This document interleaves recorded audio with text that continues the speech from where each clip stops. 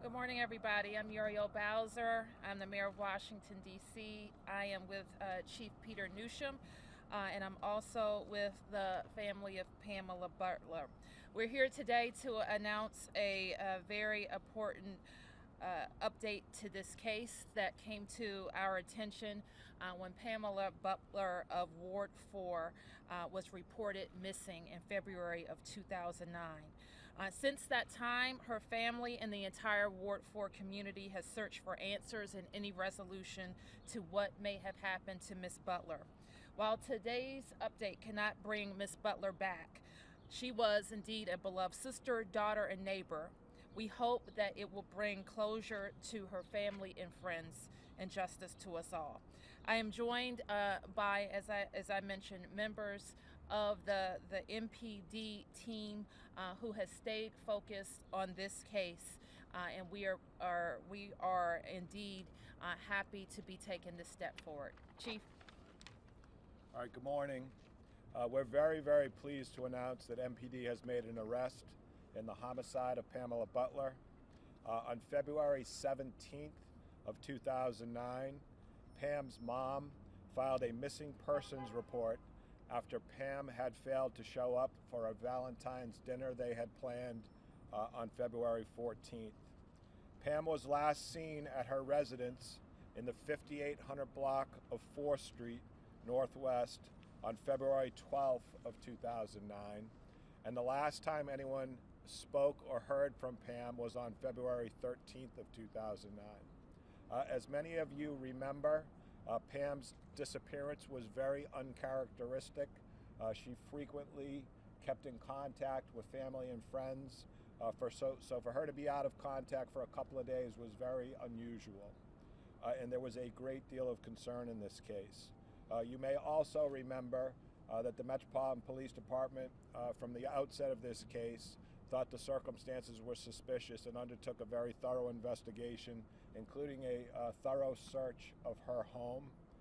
And you may also remember that at one point, the Metropolitan Police Department received information that Pam may have been in Great Seneca Park in Maryland, and a search of that area was conducted. In July of 2016, a D.C. Superior Court judge, in reference to a petition for the presumption of the death of a missing person, issued a death certificate for Pamela Butler, and that's in accordance with Title 14 D.C. Code Section 701.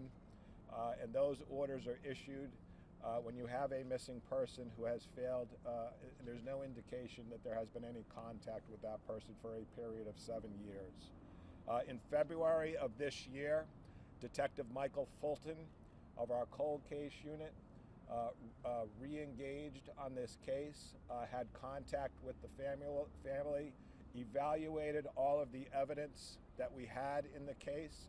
This is something that our cold case unit does on a regular basis. When he looked at the case with a fresh set of eyes, he was able to determine some additional information which suggested a troubled history of domestic violence for the suspect in this case. Piecing all of that information together and going through the evidence that we had already collected, Detective Fulton was able to get a D.C. Superior Court arrest warrant for first-degree murder.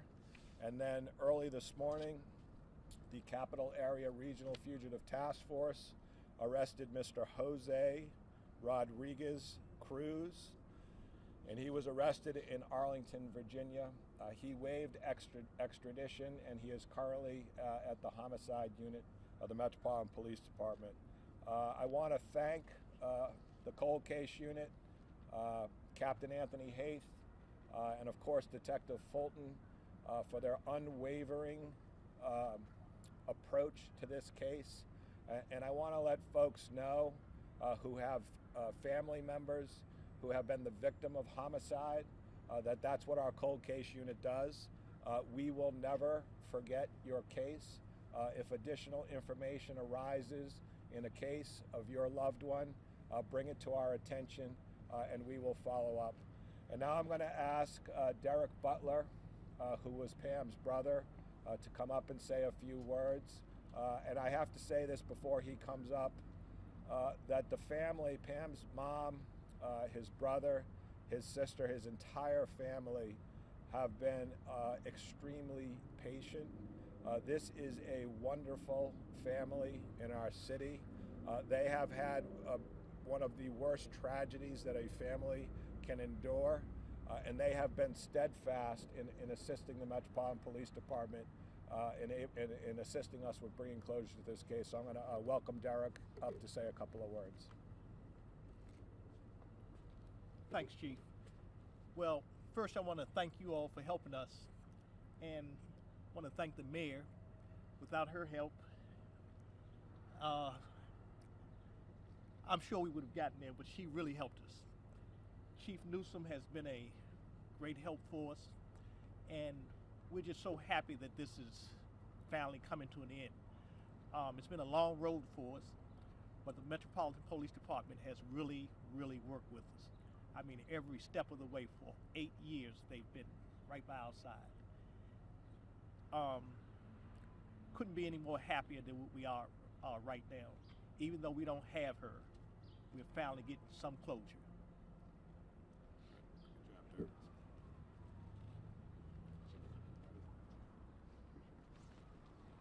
All right, we can take any questions you have. Tell us what the new detail was that led you to arrest. We had a significant amount of information in this case, and like when we spoke earlier, Peter, we weren't as you know, we never were able to locate Pam during any of this investigation, and so we had to wait until July of this past year before we were able to file any charges in the case. I think that the thing that really cracked the case for us was being able to put a fresh set of eyes on the case by an experienced cold case detective. There will become available the charging documents in this case after he is presented in court. You will see that he was able to compile information that we previously had. He was also able to run down some leads that he was able to develop in the case, which suggests that this suspect had a history of domestic violence. And all of that information put together in about a 30-page affidavit, almost 30 pages, is the information that we have to close the case. Realizing you don't have a body, do you have any idea how she was killed? It's our belief that this is a domestic violence case, but I can't get into the specifics of that. Do you think that you have a suspect who's being flagged for body? You know, that remains to be seen. Have there been a history of domestic violence between Pamela and Jose? Not that we're aware of. So there had been a history of domestic violence between the two of them, so this was with other Yes. domestic. Yes. And I think you will see that when the court documents become available. Domestic violence between, so that's between her and Yes. other men, other boyfriends, other people in her life?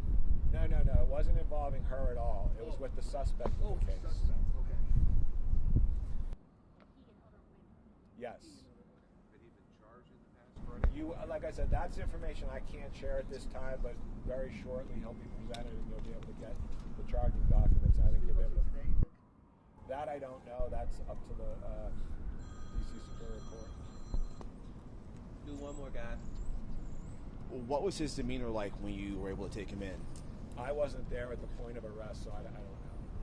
All right. Well, thank you, everyone. All right. Thank you, guys. Thank you all.